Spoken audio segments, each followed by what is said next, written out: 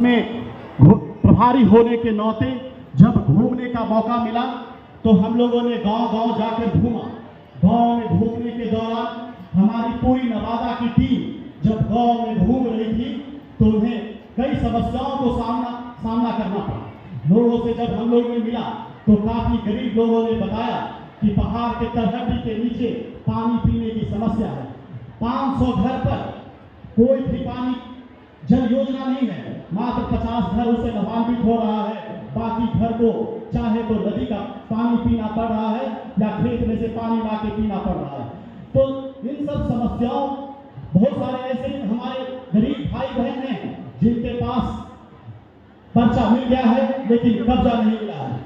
आप जब इन सब सारी समस्याओं को लेकर जब हमने आदरणीय श्री जीतन राम मांझी जी और डॉक्टर संतोष मांझी जी से जाकर मिला तो उन्होंने कहा कि एक सभा का आयोजन किया जाए, हमारे भाई बहनों को एकत्रित किया जाए, उन्हें बुलाया जाए और हम रूबरू होकर उनसे समझना चाहते हैं कि आखिर समस्या क्या है, जिससे कि हम गरीबों के आत्मसम्मान की रक्षा कर सके, उन्हें उनका अधिकार दिला सके। यही कारण है कि आज हम लोग एक गरीब जनसभा का आयोजन कर रहे हैं। इस गरीब जनसभा के आयोजन करने में हमें जो अगर सबसे ज्यादा योगदान देने वाले अशोक मांझी जी, नरकुश जी, अभिषेक जी, मीना देवी जी, रामवृक्ष मांझी जी, विकास जी, सनोज जी, शत्रुघ्न चौधरी जी, सुरेश मांझी जी, रंजन राजवंशी जी, रोहित सिंह जी, नवीन दास जी, विकास मांझी जी, करण मांझी जी मुखिया जो है, खास करके सभी का पूरा योगदान मिला, जिसके कारण आज आप इस सभागार में मौजूद हैं। उन्होंने दिन रात मेहनत करके इस सभा का आयोजन किया है।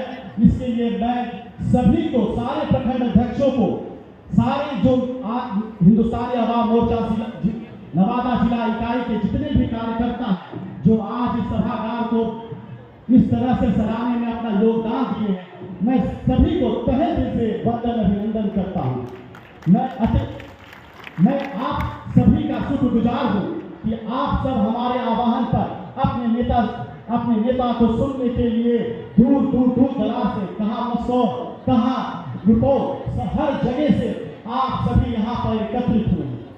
फक खेलता है जब नद, पर्वत के जाते पांव पर, मानव जब जोर लगाता है पत्थर पानी बन जाता है। और ये रश्मि रथी की कविता है जिसे हमारे राष्ट्रकवि रामधारी सिंह ने लिखा था।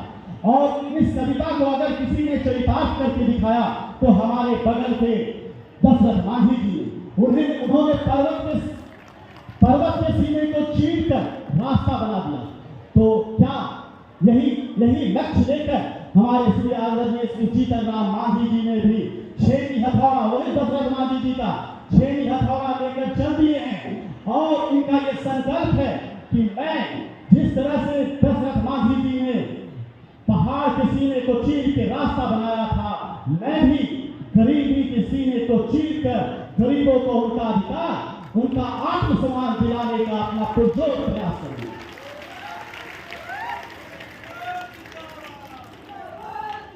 लोहा जितना तपता है उतनी ही ताकत भरता है, सोने को जितनी आग लगाओ खूब प्रखर निखरता है, हीरे को जितनी धार दो खूब चमकता है। नदियों सा आदर पाना है तो पर्वत छोड़ निकलना होगा। हम दशरथ मांझी, हम आदम के बेटे हैं, हम डॉक्टर श्री कृष्ण सिंह के वंशज हैं। हम क्यों सोचे कि राह सरल होगा, हर समस्या का हल होगा, आज नहीं तो कल होगा।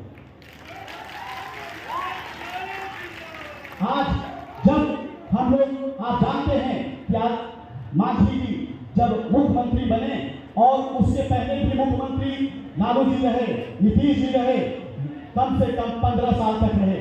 लेकिन जब मांझी जी को मुख्यमंत्री बनने का मौका मिला तो सिर्फ 8 महीने 9 महीने रहे। क्यों? क्योंकि मांझी जी गरीबों का काम करने लगे। वो आपको वृद्धा पेंशन जो 400 मिलता था उसे 2000 करने का उनका ख्वाहिश था। इसी तरह के उन्होंने 34 योजनाओं को लागू किया। लेकिन ये बात नीतीश जी को अच्छी नहीं लगी। उन्हें लगा कि अब तो गरीबों का मसीहा जीतन राम मांझी जी हो जाएंगे, गरीबों के नेता जीतन मांझी जी हो जाएंगे। उन्होंने नीतीश जी ने 8 महीने में ही जीतन राम मांझी जी को उनके पद से हटा दिया। ठीक उसी प्रकार बाद में उनके सुपुत्र डॉक्टर संतोष मांझी जी को भी जब मंत्री पद मिला तो जीतन राम मांझी उनके पुत्र संतोष मांझी उनसे भी 4 कदम आगे चलते गरीबों की आवाज को बुलंद करने लगे, गरीबों की मांग को रखने लगे। उन्होंने नीतीश जी से कहा कि जब तक हमारे लोग जो जेल में गलत शराब नीति के कारण जेल में जो सड़ रहे हैं, उनको जब तक आप कुछ मदद नहीं करते हैं, कोई भी शराब कारोबारी जो ट्रक से लाकर यहाँ बेचता है, उन पर कोई केस नहीं होता है। आप अगर रोकना है तो उस ट्रक से कारोबार करने वाले लोगों की, न कि हमारे गरीब भोले भाले जनता को जेल में बंद करिए। यही कारण है कि जब ये इन सब बातों को जब संतोष मांझी जी ने नीतीश कुमार से कहा कि हमारे गरीबों की समस्या को सुनिए, आप सिर्फ वोट गरीबों का लीजिएगा और काम अमीरों का कीजिएगा।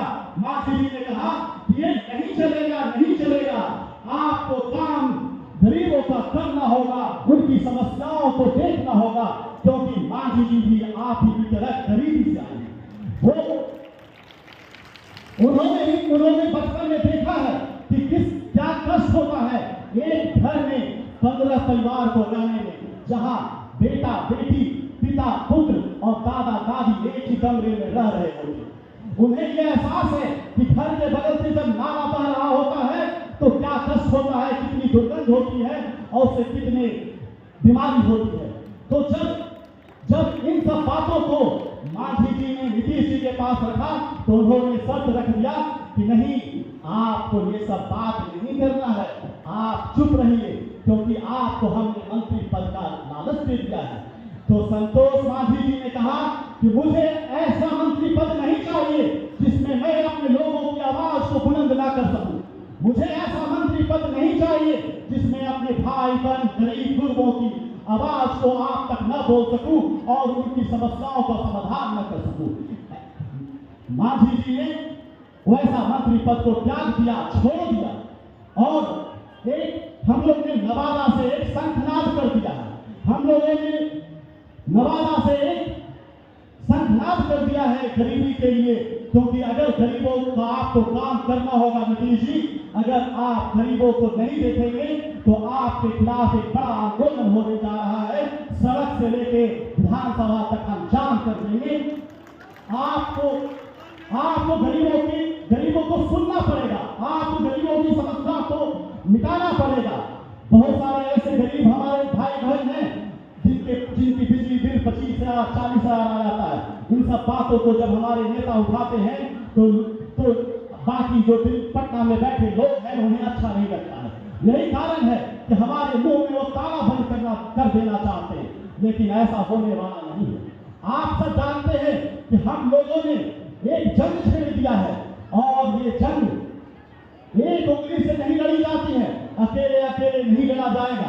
बाबा साहेब अम्बेडकर ने भी कहा था कि एक उंगली किसी काम की नहीं है, वही उंगली जब मुट्ठी बन जाती है, वही उंगली जब मुट्ठी बन जाती है तो अच्छे को हिला देती है। तो मैं आपसे ये निवेदन करना चाहता हूं कि आप सभी भी हिंदुस्तानी आवाम मोर्चा सेक्युलर के बैनर तले और आदरणीय श्री जीतन राम मांझी और उनके सुपुत्र डॉक्टर संतोष मांझी जी के बैनर तले इकट्ठित होइए, तभी गरीबों का भला होगा, तभी आपका सम्मान बचेगा, तभी गरीबों को उनका अधिकार मिलेगा। यह अधिकार की लड़ाई है, तो हमें अपनी आवाज को बुलंद करना होगा और एक आदरणीय श्री जीतन राम मांझी जी में अपना विश्वास देना होगा। और ये भीड़ दिखाता है जो पटना और दिल्ली में जो बैठी हुकुरान है, सरकार है, उसे ये सोचने पर विवश हो जाएगा कि जितना गरीब गुरबा है, सिर्फ नवादा ही नहीं, पूरे बिहार का गरीब गुरबा आदरणीय श्री जीतन राम मांझी के पीछे चल चुका है। ये जनसैलाब है और मैं आपसे आह्वान करता हूं कि इसी तरह से आप अपने प्रेजेंस को यहाँ दिखाइए और हर जगह, क्योंकि मांझी जी को भी अब सीना कि अगर हम गरीबों की बात करते हैं तो गरीब भी हमारे साथ खड़ा है। आंधियों की जिद है, आंधियों की जिद है, जहां बिजली गिराने की हमारी भी जिद है, वहां एक छोटी सी आसना बसाने की। मैं एक बात के साथ आप सभी भाई बहन जो हमारे एक आह्वान पर आप सभी यहाँ पर एकत्रित हो गए, मैं सभी का तहे दिल से दोबारा धन्यवाद देता हूँ और आप सबका मैं शुक्रिया अदा करता हूँ कि आप सभी ने यहाँ आए, उसके लिए मैं आप सभी का शुक्रिया।